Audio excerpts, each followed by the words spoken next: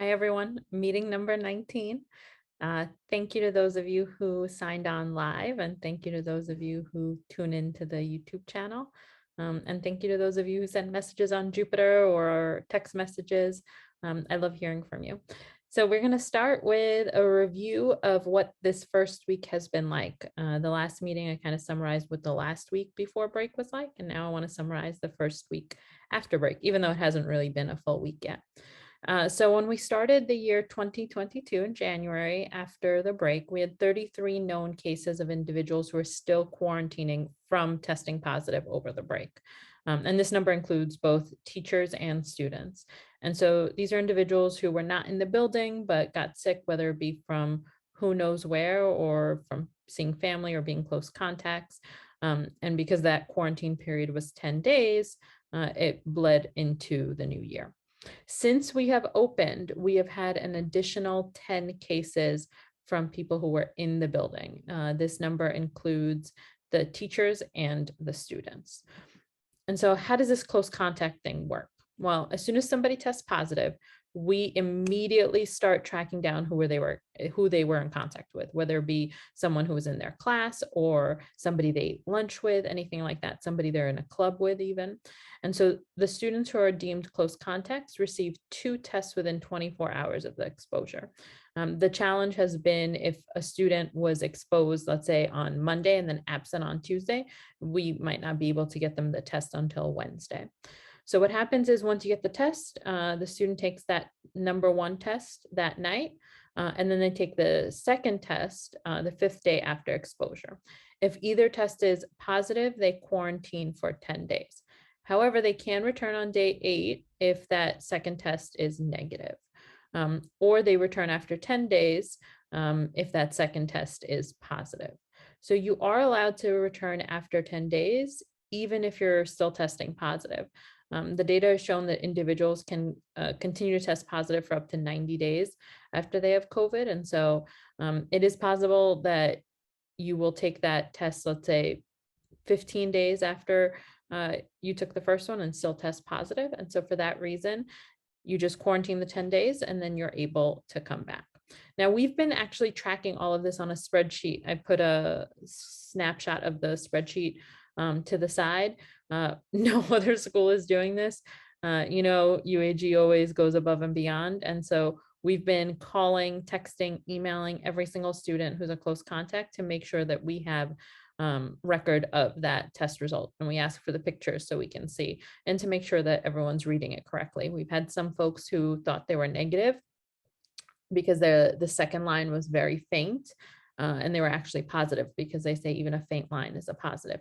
And we've had the opposite where people thought they were positive because they saw the 1 line and their assumption was that if there's nothing, they're negative, and if there's 1 line, they're positive. And actually the 1 line means you're negative. And so that's why we always ask for the actual picture of the test. It's not perfect. So this test and trace thing is definitely not perfect. Previously, before this new system that the DOE put in place, the situation room was actually doing the outreach to the close contacts. And a lot of parents were very frustrated. They were saying, oh, my child was exposed on Monday. I got a phone call from the situation room on Saturday. That's way too long. And so the unfortunate thing is this means it's a lot more work on us because we're doing all the phone calls, all the outreach, all the messaging, all the test distribution, everything. But the great thing is we've really been doing an amazing job getting the tests and the information out within 24 hours. A lot of schools are taking 3 days to turn this around, and we're getting it done in sometimes less than 1 day, which is awesome. But this also means mistakes are going to happen. The other day, yesterday, we had to hand out, usually we were handing out like Monday and Tuesday, we were handing out 50 something tests. And yesterday we had to hand out over 100. And we didn't anticipate how long it would take. And so as we were handing them out during the period, the bell rang and some kids left for the day and we weren't able to catch every single one. But the good news is we got them the tests today. So what are the outcomes of this test and trace? So as I mentioned, we have 10 cases so far. And from those 10 cases, we've identified 228 students who were close contacts and 14 staff members. So this all started with 1 positive. So 1 positive led to 3 more positives. And then from the close contacts of those 3, we had another 6 positives. And then from the 6 positives, we were doing test and trace last night. And we're waiting to hear. I actually have the information. We have 5 additional from those 6. And so we are now currently up to 15 cases. The good thing is we are basically testing the entire school. And the reason that I say it's basically the entire school is because our attendance is about 55% right now. And so if you take a look, 228 students is almost everybody that's been coming to school. So in terms of the mask compliance, it's been going really, really well. We've streamlined the process a little. And so we are no longer doing like one strike and you're sent home. We're giving warnings just because as kids are coming into the building, they might forget to put the mask on. And so we do want to remind students. And also it depends on when you're seen in the hall, right? Let's say you just took a sip of water and someone sees you in the hall without your mask on and they assume it's because you're not wearing it, but it's really because you were taking a sip of water. And so we're giving 2 warnings. And then by the 3rd time, and so the idea is if someone's had to talk to you 3 times, it's not a coincidence that they happen to see you just as you were drinking water 3 times. And so that's why we're doing the 2 warnings and the 3rd time you're sent home. Mostly everyone has been really great. There's about 6 students who have been struggling with masks. Everybody else has been doing really great.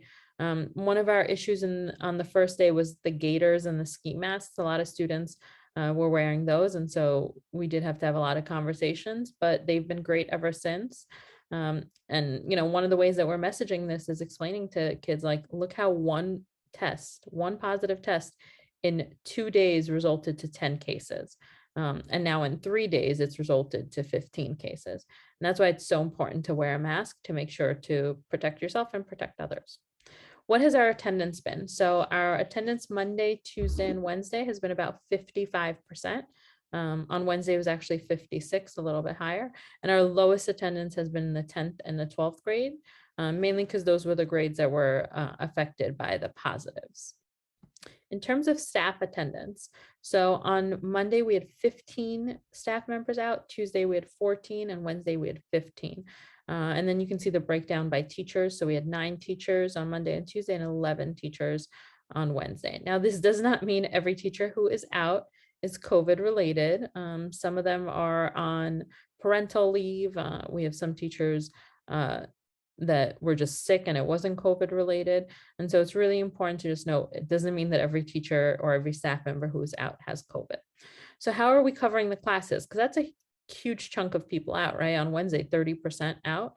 And so what's been happening, and this is just to kind of tell you the reality of the situation, every single day, each teacher that's in the building has had 1 extra coverage. So that means instead of teaching 5 classes each day, they're teaching 6. We were able to hire only 1 substitute teacher. It's the only one we found. And she's been doing really great. And even she has a coverage every day, in addition to the 5 that she teaches. We have also consolidated our reading intervention program and our SET services and changed the schedule for the week. Ms. Groff and Ms. Smith are our reading intervention and SETs teachers. And because a lot of the students who receive those services have been out, we've been able to consolidate them. And so we've been having classes covered by Ms. Groff and Ms. Smith. Additionally, Mr. DeMola, who is our instructional coach, and he does a lot of the supports for the new teachers, he's sort of been stepping back from the new teacher support and just trying to support by covering classes. So that's been really helpful. And then the reality is with some ICT classes, we have not been able to cover the second teacher. And so every class has a teacher in the room. Some classes just only have the 1. And so if you're usually accustomed to having 2 teachers in the room, you might only see 1. However, I will say half of the kids are in there. And so somebody had asked, like, what are the classes like? Are they empty? They're not empty. Some classes are actually really full. And then some classes are missing 5 kids, 2 kids, and some classes are missing half the kids. And so although we've not been able to cover all the ICT classes with 2 teachers, we've been trying our best to cover as many as we could. A few of you asked, how is the increased surveillance testing going? So the DOE does COVID testing inside the school building once a week, where they test now instead of 10%, they test 20% of the unvaccinated students. So they actually are testing both vaccinated and unvaccinated, but the number that they're allowed to test is 20% of how many students you have unvaccinated. So currently we have 110 students who are either unvaccinated or we don't know if they're vaccinated. And so as a result, our threshold for testing is 22 students. So I know in the news they say, oh, it's twice as many students as it used to be. It is, but it only used to be 11 students. So now it's 22. So it's still a very small number. In terms of teachers, they're only usually allowed to test 6 to 8 teachers each time. And as you know, we have a lot more than that. And so one of the things that the UAG staff did was they found an organization that would come in and do testing for teachers on a weekly basis. And so teachers scheduled it and put it together all on their own. And so now every Thursday, our teachers are able to get tested separately, which is really, really great. So the next thing I want to discuss is Google Classroom. How is that going? Every single teacher is posting work, so that is going great, and they're posting it for everyone. Some teachers are holding office hours. A couple of parents emailed me and they said, oh, I'm looking for Mr. So-and-so's office hours. When are they? So unfortunately, not every single teacher is able to do office hours. Teachers, as I mentioned, are teaching 5 periods a day. Every single teacher also has an additional coverage, so that's 6 periods a day. And some of them are also running clubs. They have their own children at home. They travel far for work. And so, teachers are at home by 6 or 7 o'clock. They might not have time to do office hours. A couple who have the ability are absolutely doing it. Some teachers, they might not have the ability to do office hours because they don't have the time, but they are posting videos or resources to help you sort of work through what's online. Someone recently asked me like, hey, I submitted my work. It hasn't been graded. So if you take a look on the side, I took a snapshot of Mr. Demola's Google Classroom alerts. You can see 3:20 a.m., 8:30 a.m., 8:37, 8:43, 11:04, and then 12:21 a.m. And so the work is not being graded immediately because look at the timestamps. Work is coming in all hours of the day and night. It's very similar to how it was in March through June of 2020, except the difference is during those months when we were posting work on Google Classroom, teachers were available all day to grade, right? They weren't running live classes and they weren't in the school building teaching. They were at home. And so they had the ability to be on Google Classroom and grade your work and give you feedback. Now it's different. They're posting the work, but they're also teaching full time in school. And so they're getting to it as quickly as they can, but that is why it's not being graded immediately. Someone also asked, how's the absent protocol going? The absent protocol has been going pretty well. Parents and students have been sending emails to the absent@uagateway.org email, and they've also been messaging their teachers. A couple of you have said like, oh, it hasn't been updated yet in Jupyter. Please be patient. It is getting changed. And if it hasn't changed yet to a quarantine, don't be afraid to email me. I don't mind the reminder. You are not being annoying. I actually appreciate the reminder because there's so many to change. I want to make sure that I don't, skip any or accidentally forget about one. Remember, I have to go in and manually click on each one. And so it does take a long time. And we did have to take a pause on doing the manual updates just because we've had all of these cases. For us, the priority has been on notifying the people who are close contacts and getting them tests out to them in 24 hours.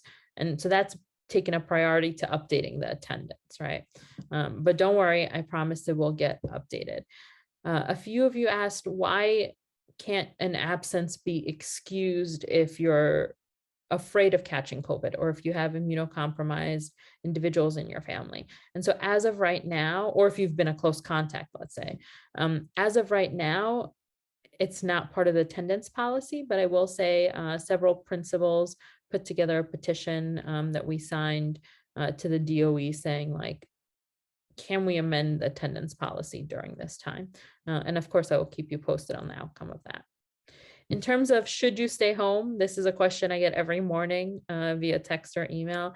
Hey, miss, I have a sore throat. I'm coughing. What should I do? If you're sick, stay home. But don't just stay home and come in when you're feeling better. Please go get tested. Some people are getting sick with COVID and they recover very quickly in like a day or two, but they're still infectious. And so you want to make sure that you get tested and do quarantine the necessary time. So I'm going to go through this part one more time in terms of when do I come back. So you come back 10 days after the day that you had the positive test result, right? But there's also an exception if you test negative. So I'm going to give this example. If you started feeling sick on December 27th and took your test on December 27th, and then you found out you were positive on the 30th, you don't start the quarantine from the day that you found out, you start the quarantine from the day that you felt sick and got tested. And so 10 days after December 27th is January 6th. And so that is when you can come back into the building. You do not have to test negative to come back. You just have to be symptom free, and it has to have been 10 days. Now, if you took a second test on day 5, and it came back negative, then you can return on day 8. And so that is the exception to returning earlier. One of the things I've been doing is when I've been emailing individuals who tested positive, I literally say to them, like, this is the date that you can come back, and this is the date that you can come back with a negative test result. So that is all the information that I have for you guys. This was a quick meeting, but I did just want to let you know how our test and trace is going. A couple of people asked, like, is teaching happening in this school? My other child's school, the kids are just coming and they're sitting on computers in a classroom.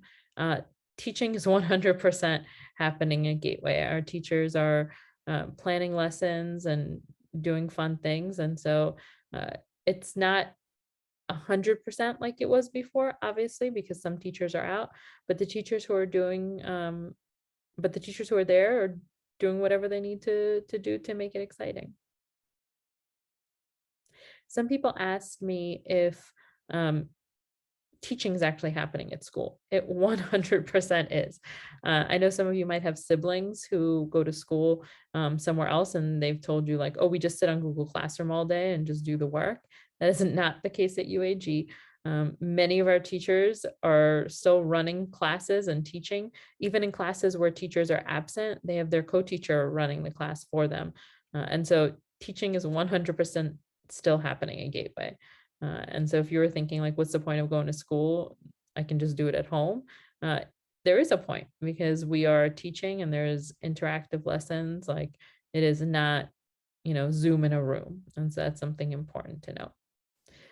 Other than that, I'm looking forward to getting through these next 2 weeks, because my hope is the latter part of January is a lot better, with a lot better attendance and a lot less positives. Hopefully we're all feeling more positive and testing more negative. That was a corny joke, I know. As always, if you have any questions, please do not hesitate to email me or Ms. Diaz. Our emails are on the screen. Some of you have asked, is it possible to get the at-home COVID test if I was absent? You absolutely could. We can mail them to you. However, if we mail them, it's taking about 3 or 4 days. And so the other option is you can just come and pick them up. We left several at-home kits downstairs with school safety. And so you don't even have to go all the way upstairs. You can literally just come into the building, sign out the tests and take them home, just so you have them on hand. Not an issue at all. Parents can come by to grab them. Siblings can, not a problem. So before I go, I wanted you to meet somebody. Come here, little girl. Some of you have heard me talk about Penny quite a few times, and this is Penny. Penny, say hello. Say hello, Penny. No, not to me. Say hello to the people on the computer. Hello, Pete. Say hello. Penny's a so Penny says hi to everyone, and she wishes everyone a happy New Year. Say hi. Sit down. Oh my goodness. I want you guys to see how pretty she is. The love bug. Thank you guys. Have a great evening or day, whatever time you're watching this. All right, Penny. Okay.